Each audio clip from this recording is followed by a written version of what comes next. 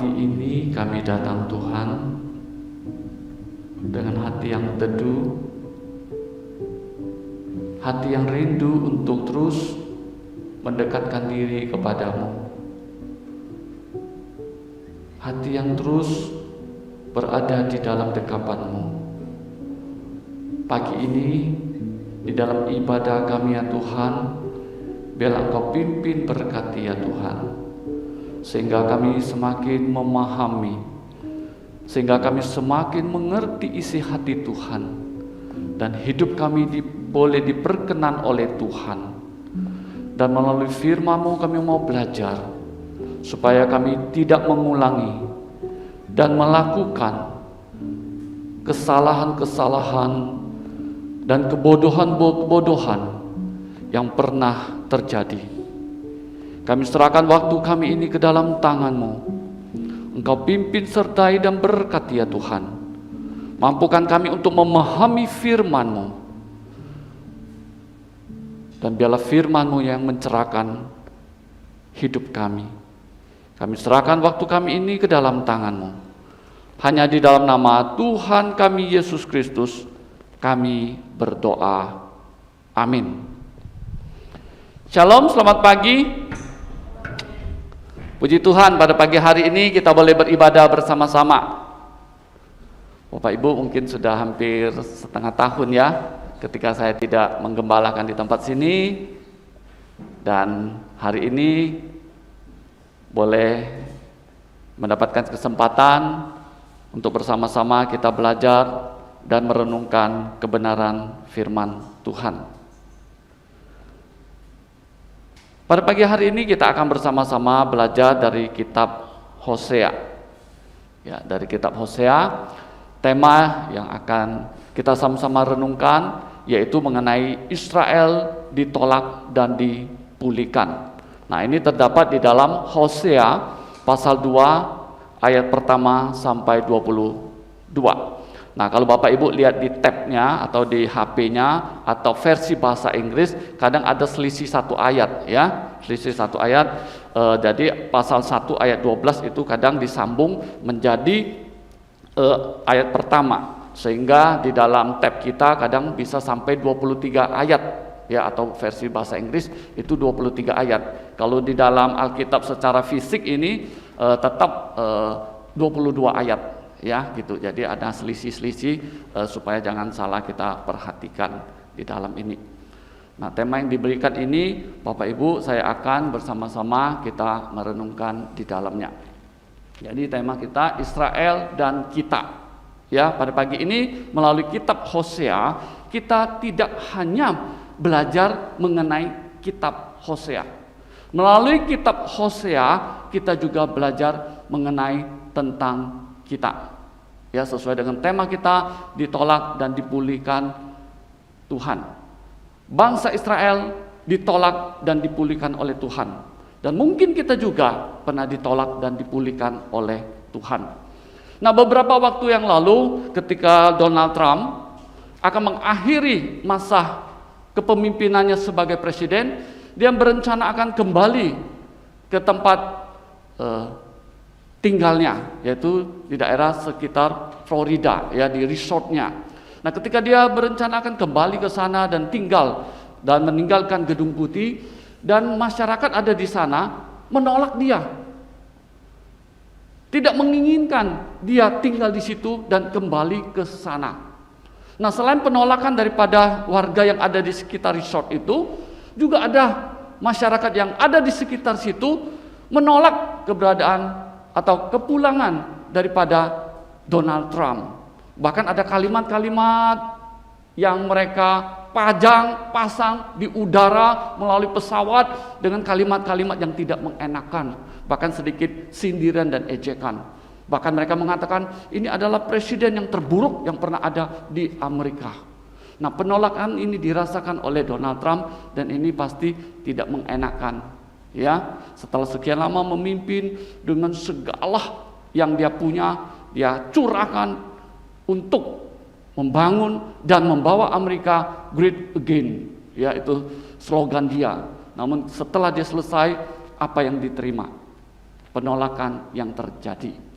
Nah, di dalam bagian perenungan kita pada pagi hari ini, yaitu bangsa Israel itu bangsa yang dikasihi Tuhan, umat pilihan Tuhan di antara berbagai bangsa yang ada, orang yang diperkenan oleh Tuhan. Nah, seiring di dalam perjalanan hidup mereka, mereka yang dikasihi Tuhan, mereka yang dipilih Tuhan, mereka yang diperkenan Tuhan, seiring waktu berjalan, mereka mulai meninggalkan Tuhan, melupakan Tuhan. Nah, ketika mereka meninggalkan Tuhan dan melupakan Tuhan, maka mereka ditolak oleh Tuhan. Tuhan tidak memelihara mereka lagi. Tuhan tidak menjaga mereka lagi. Nah, ketika mereka ditolak, mengapa? Karena mereka tidak taat kepada Tuhan. Selain mereka tidak taat kepada Tuhan, mereka juga tidak setia kepada Tuhan. Nah, kalau kita baca di dalam Hosea pasal 2, kalau kita melihat di dalam ini sambungan di atasnya, yaitu di dalam pasal 1 ayat 12. Dikatakan, katakanlah kepada saudara-saudaramu laki-laki Ami, dan kepada saudara-saudaramu perempuan Ruhama. Adukanlah ibumu, adukanlah, sebab dia bukan istriku, dan aku ini bukan suaminya.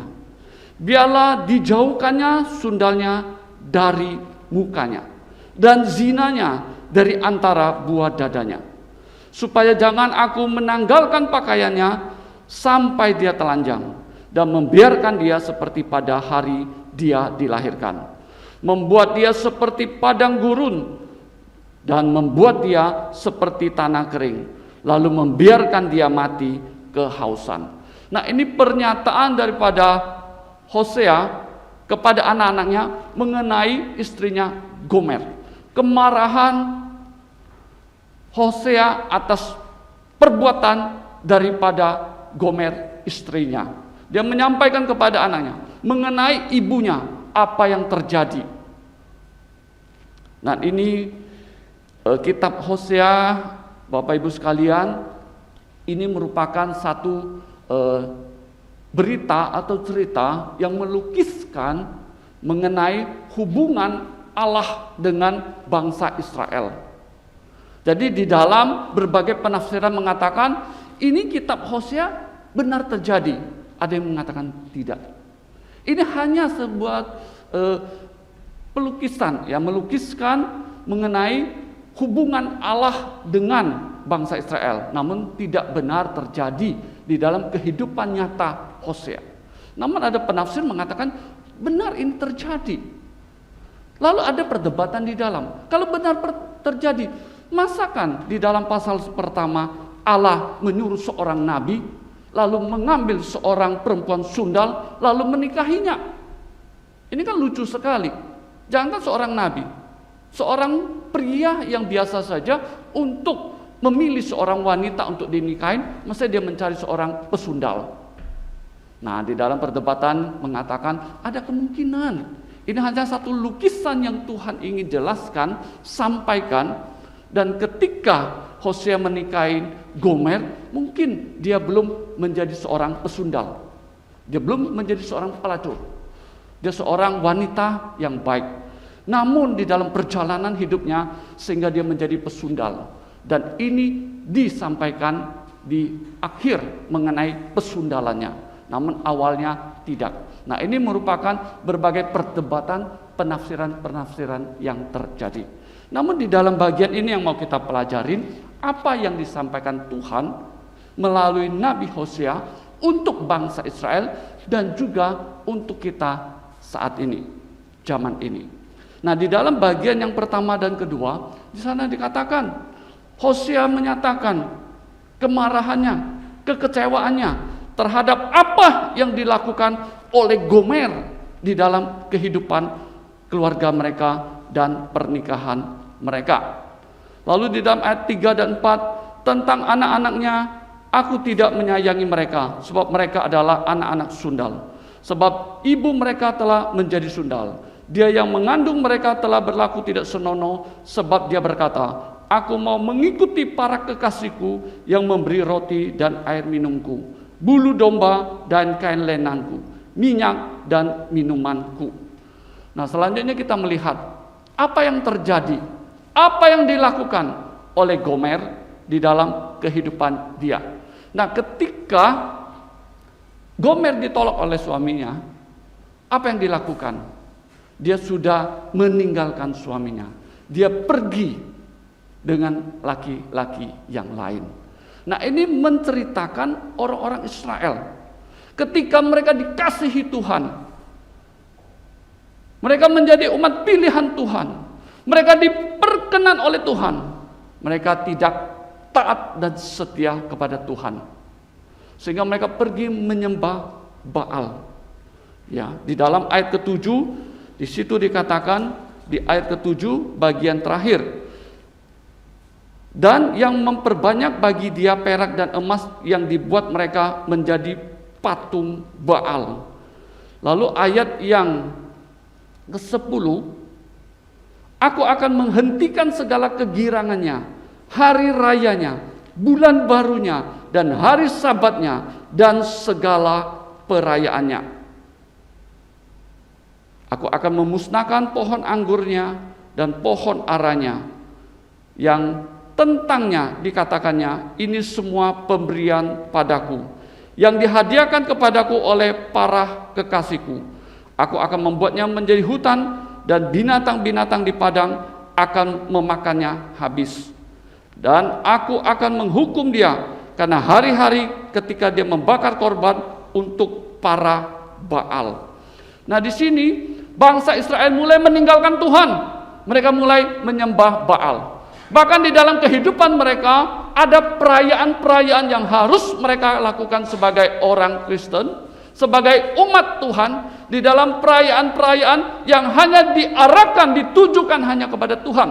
Namun ketika mereka mengadakan perayaan-perayaan, dan perayaan-perayaan itu menjadi kosong, tidak bermakna lagi, tidak diarahkan dan ditujukan kepada Tuhan, itu hanya menjadi pesta bagi mereka dan tidak bermakna lagi di dalam kehidupan mereka. Nah, seiring waktu berjalan di dalam kehidupan mereka, apa yang terjadi? Tuhan menghukum mereka.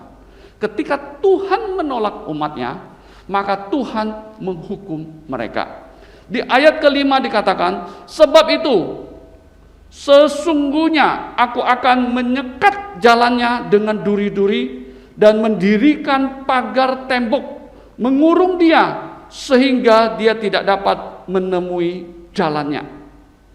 Nah, di dalam bagian 5 Tuhan membatasi apa yang didapat daripada Gomer dan mengilustrasikan apa yang didapat, apa yang dimiliki orang Israel selama ini. Mereka lupa itu berasal daripada Tuhan.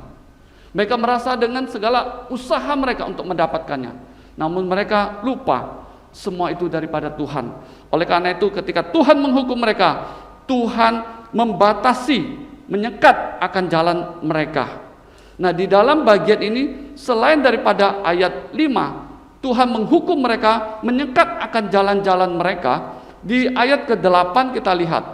Di dalam ayat ke-8 dikatakan, sebab itu aku akan mengambil kembali gandumku pada masanya dan anggurku pada musimnya, dan aku akan merampas kain bulu domba dan kain lenanku yang harus menutupi auratnya.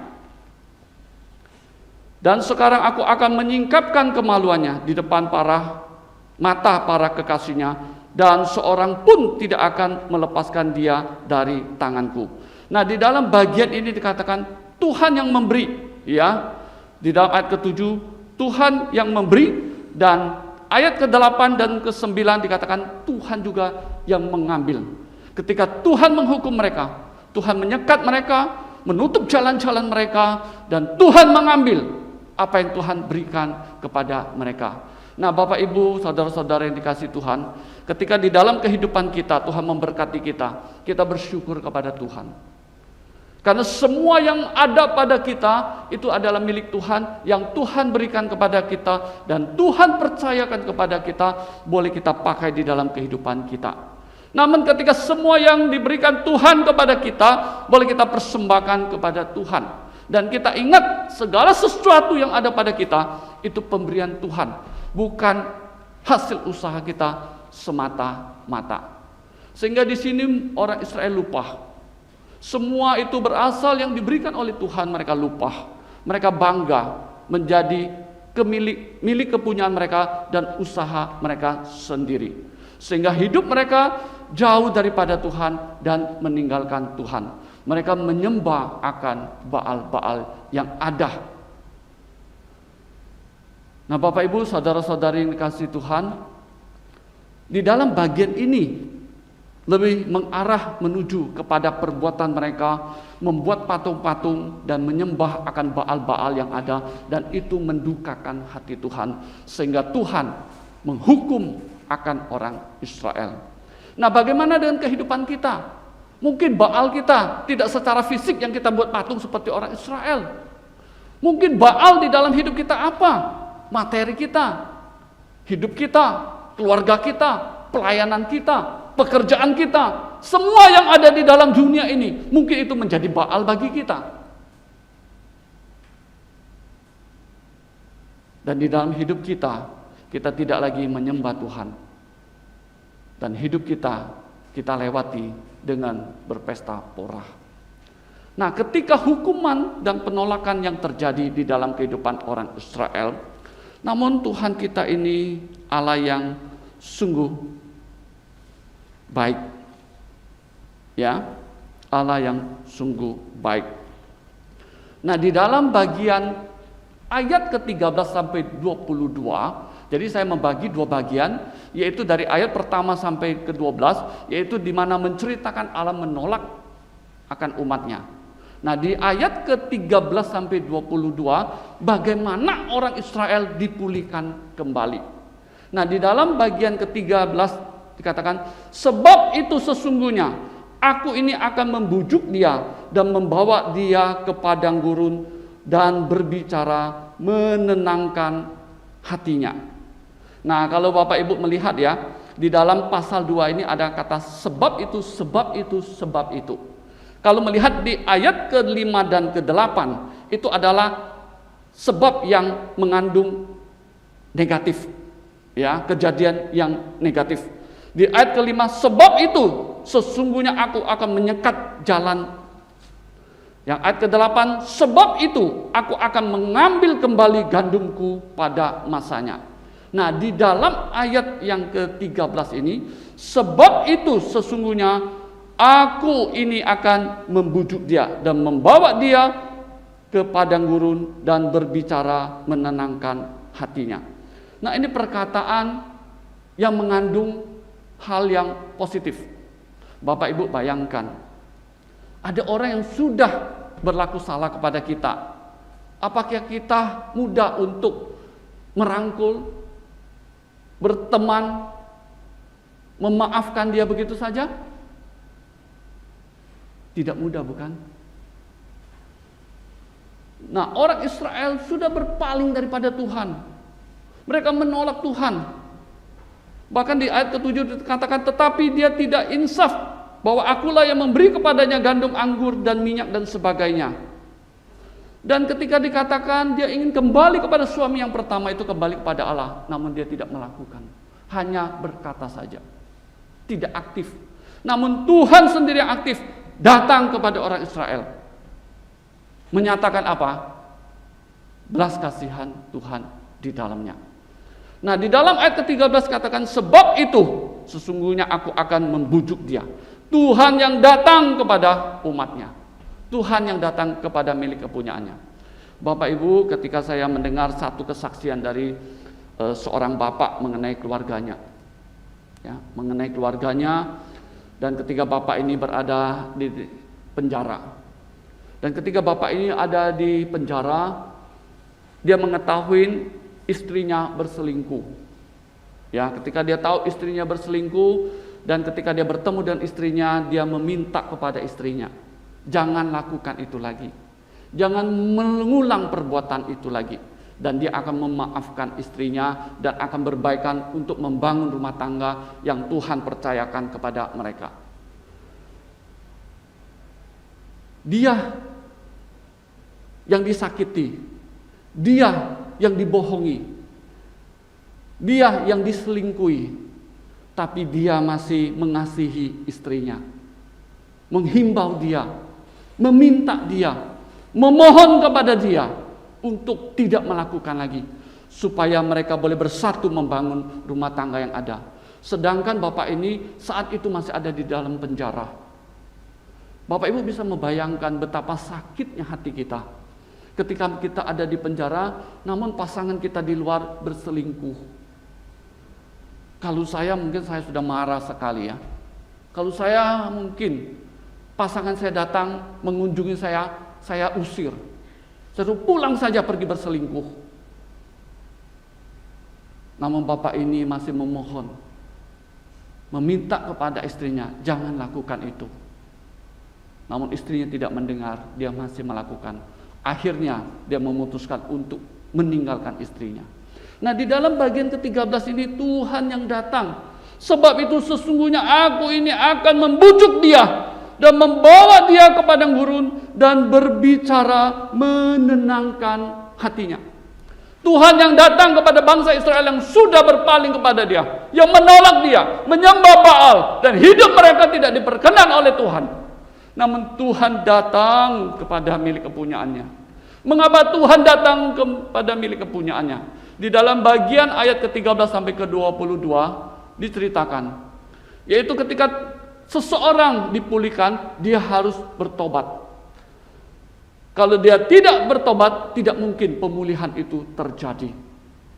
Nah, mengapa Tuhan mau datang kepada milik kepunyaannya? Bapak Ibu, Tuhan pernah berjanji kepada Abraham, Ishak dan Yakub mengenai bangsa Israel, mengenai milik kepunyaannya.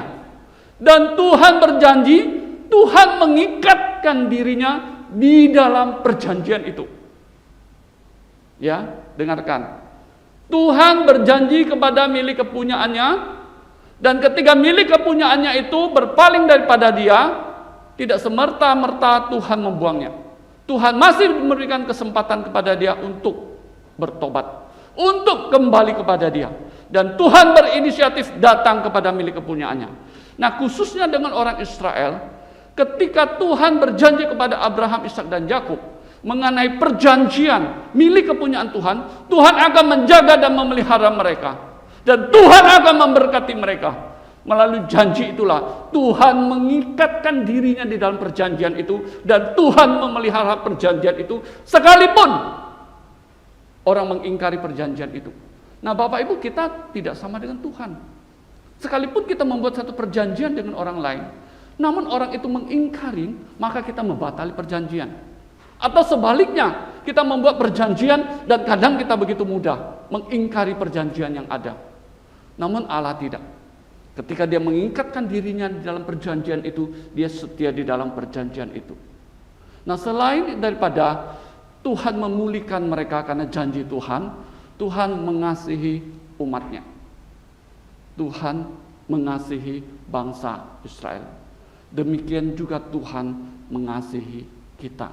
Namun jangan kita terus mempermainkan kasih Tuhan di dalam hidup kita. Nah, orang Israel setelah mereka dipulihkan, mereka kembali menyembah kepada Allah. Mereka tidak lagi menyembah kepada Baal. Mereka menyembah kepada Allah. Nah, di dalam mereka beribadah, di dalam perayaan mereka, ibadah yang benar yang diperkenan oleh Tuhan. Bapak Ibu, saudara-saudara yang kasih Tuhan, saat ini di kita, bangsa kita dan seluruh dunia mengalami COVID. Ya, ini besok kita sudah masuk bulan Februari. Kalau dihitung dari Maret tahun 2020, berarti hampir sudah 1 tahun. 1 tahun ketika saya setengah tahun meninggalkan gereja ini, dan setengah tahun saya ada di PPMT melayani Tuhan di tengah-tengah pusat pelatihan misi yang ada. Dan suasana juga mungkin tidak beda dengan kota Pontianak atau Indonesia dan dunia ada, di mana penginjilan gereja-gereja mungkin tidak jalan lagi atau kurang jalan lagi. Kenapa? Semua aktivitas boleh dikatakan hampir berhenti. Dan ibadah-ibadah juga sampai sekarang orang menikmati online. Ibadah online lebih santai, lebih enak. Iya? Ya tidak? Ada satu jemaat ya, ketika ngobrol-ngobrol dengan saya bilang, "Bagaimana kamu sekarang? Masih ibadah?" "Masih, Pak." "Online atau ke gereja?" "Online, Pak, sudah setahun online." "Gimana kamu online setahun?" "Iya sih, Pak, enggak enak online, Pak. Beda, Pak, rasanya." "Kenapa tidak ke gereja?" "Ya nanti dululah, Pak, online, Pak." Mungkin sudah menikmati online-nya.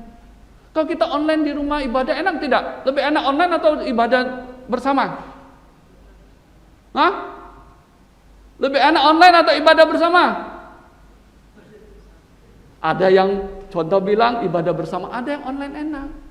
Kalau online di rumah bisa santai, bisa angkat kaki, bisa sambil makan kuaci, ngeteh dulu.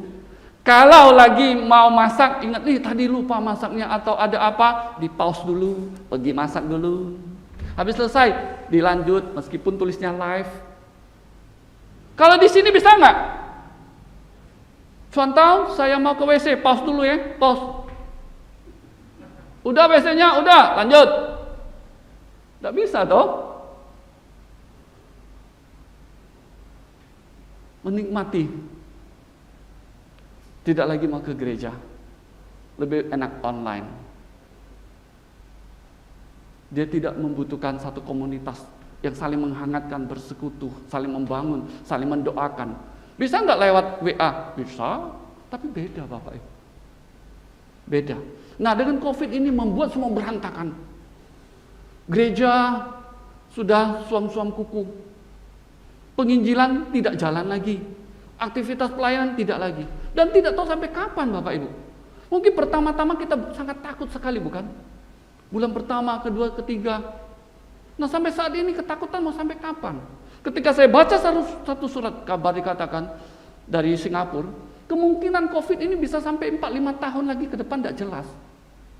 Ya mungkin ada yang bilang, sebentar lagi lihat aja ini vaksin sudah datang, sudah ini. Ya kita tidak tahu. Vaksin datang kapan giliran kita? Kapan se-Indonesia? Kapan dunia? Setelah vaksin ada, apakah menjamin tidak datang lagi virus yang lain dan mutasi dan sebagainya? Sekarang masih ada COVID, masih. Kita harus hati-hati, betul. Kita harus ikut protokol, benar. Tapi tidak bisa, aktivitas kita mati semua. Kita menjadi pasif. Kita dalam ketakutan. Mungkin zona nyaman, work from home. Ada istilah satu lagi, ministry from home sekarang. Pernah dengar enggak? Dulu kan work from home. Lalu school from home. Lalu apa lagi from home, boy from home semualah sekarang lagi keren-kerennya. Sekarang ada apa? Ministry from home. Bang pengkhotbah juga tidak mau keluar lagi, di rumah saja khotbah. Buat online. Semua seperti itu. Saya tidak tahu apakah benar apa tidak ini. Ya tidak tahu. Nah, namun ketika kita menikmati itu lagi dan tidak membangun kita dan kita biarkan kerohanian kita semakin suam mati, itu tidak benar. COVID mematikan kita, bukan hanya tubuh jasmani, tapi kerohanian kita juga. Secara tidak sadar kita mati. Nah ketika mereka dipulihkan, mereka harus menyembah Allah yang benar dan beribadah yang benar. Bapak Ibu, ketika awal khotbah ini saya mengatakan Donald Trump ditolak oleh sebagian orang ketika dia mau kembali ke resortnya, tempat tinggalnya. Dan ketika Joe Biden terpilih menjadi presiden, dan sekarang mulai ada berita bahwa di masa kepemimpinan dia ini Amerika akan semakin jauh daripada Tuhan. Beberapa undang-undang atau peraturan akan mengarah ke sana. Diberikan kebebasan kepada manusia. Bahkan hari pertama, kalau tidak salah, hari keberapa atau apa ketika dia menyatakan kepemimpinannya dan ada menterinya, dan menterinya menyatakan dia gay. Dan gay-nya dipose bersama dengan pasangannya lagi kissing, dan itu ditampilkan begitu saja. sebagai menteri yang baru di dalam masa pemerintahan John Biden. Dan sebagai presiden, dia diam saja. Bisa membayangkan nanti, kalau menteri yang sudah begitu, rakyatnya bagaimana? Dan kebebasan itu terjadi di Amerika. Dan ke depan, masa depan Amerika bagaimana? Dan kita tidak tahu. Dan berharap ke depan Joe Biden bisa lebih baik lagi dan kembali kepada Tuhan, membawa Amerika kembali kepada Tuhan. Nah, kita melihat bangsa Israel, raja-rajanya meninggalkan Tuhan, umatnya meninggalkan Tuhan, sehingga nabinya harus berteriak berseru-seru untuk membawa, untuk mengingatkan, untuk mengajak orang-orang Israel kembali kepada Tuhan. Dan mereka dipulihkan, mereka menyembah Allah dan beribadah yang benar kepada Tuhan. Nah, Bapak Ibu, perenungan kita sampai di sini, ya, di dalam ayat ke-13 sampai 22 tidak dijelaskan satu persatu, ya, di dalam bentuk eksposisi karena waktu kita tidak banyak lagi. Jadi apa yang bisa saya sampaikan perenungan kita pada pagi hari ini, kita belajar dari kitab Hosea. Mereka adalah milik kepunyaan Tuhan. Mereka dikasihi Tuhan, namun mereka berpaling daripada Tuhan. Ketika mereka berpaling daripada Tuhan, mereka ditolak oleh Tuhan. Dan ketika mereka ditolak oleh Tuhan, Tuhan berbelas kasihan kepada milik kepunyaannya. Tuhan pulihkan mereka. Karena apa? Tuhan mengingat janjinya dan kasihnya kepada milik kepunyaannya. Sehingga milik kepunyaannya boleh kembali kepada Tuhan dan beribadah dan menyembah Tuhan dengan benar. Dan hidup hari-hari kita harus benar di hadapan Tuhan dan memperkenan hati Tuhan. Biarlah seiring daripada waktu-waktu yang terus berlalu, hari-hari yang berlalu, kita terus diingatkan, kita terus mendekatkan diri kepada Tuhan, dan kita terus menyembah dan melayani akan Allah yang hidup. Mari kita berdoa. Minta contoh Dona, pimpin kita dalam doa. Tuhan, kami bersyukur kepadamu untuk kasih-Mu di dalam kehidupan kami. Terlebih melalui khotbah yang sudah kami dengar, Tuhan, Engkau mengingatkan kami betapa besar kasih-Mu kepada umat-Mu. Engkau yang kembali merangkul, Engkau yang kembali datang kepada umat-Mu, kepada umat-Mu yang menyembah berhala, kepada umat-Mu yang berdosa. Tetapi Engkau membuktikan kasih-Mu dengan Engkau datang kepada umat yang tidak mengasihi Engkau. Tuhan, kami bersyukur. Kami juga bersyukur karena Engkau sudah datang kepada kami. Engkau juga sudah menemukan kami sehingga kami ini menjadi milik-Mu. Ya Tuhan, biarlah firman yang sudah kami dengar boleh terus menolong kami dan mengingatkan kami untuk boleh terus bertobat, untuk boleh terus mencari Engkau, dan untuk terus menyembah Engkau dengan benar. Dan biarlah Engkau saja yang boleh kami tinggikan, muliakan di dalam kehidupan kami. Kami berdoa juga untuk hamba-Mu yang sudah menyampaikan firman-Mu. Biarlah juga Tuhan yang boleh terus menolong di dalam setiap pelayanannya. Biarlah Tuhan juga yang terus memberkati keluarganya. Terima kasih Tuhan. Kami mengucap syukur untuk firman yang sudah kami dengar hari ini. Dalam nama Tuhan Yesus kami berdoa. Amin.